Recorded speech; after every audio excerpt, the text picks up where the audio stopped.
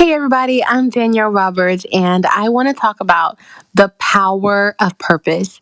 All right, I'm going to do a little story time here, and I'm going to share how important it is to hear the voice of God about your purpose, about your gifts, about your calling, and share a little bit about how the Lord led me into writing my book. It's not just a good thing, it's a God thing.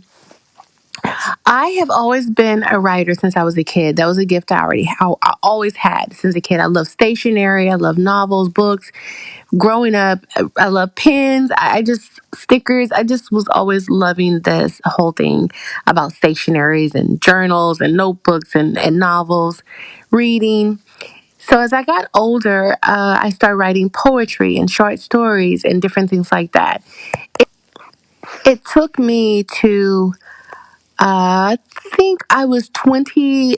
I want to say, so I was just, I will say I was in my 20s. I don't want to say a wrong age, but I was in my 20s and I got this, I literally saw the character London. She's my main character in It's Not Just a Good Thing, It's a God Thing. And she was real to me. Like, I felt like the Lord was showing her, like, she represented a lot of the stories that the Lord, a lot of women and men, and when I say that, men and women, meaning dating, the singles, basically, they represented the singles in that season. And the Lord wanted me to write this book and write it from a perspective of a believer. Write it from, this woman was a believer. She loved God. She grew up in the church, but yet she lost her way. She compromised for the sake of relationship.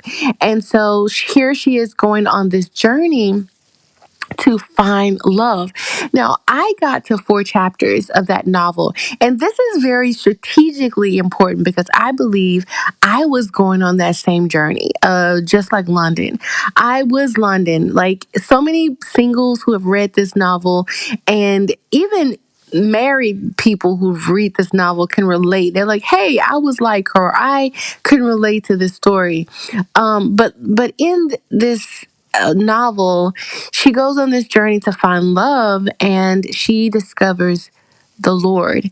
Actually, she thinks that she is going to find her Mr. Right, and the Lord gets her right. You know what I mean? He goes in and it's like he holds up a mirror in front of her. Every time she compromised, every mistake she made in all the relationships she dated, every time she was trying to find love in these relationships, she was finding a situationship.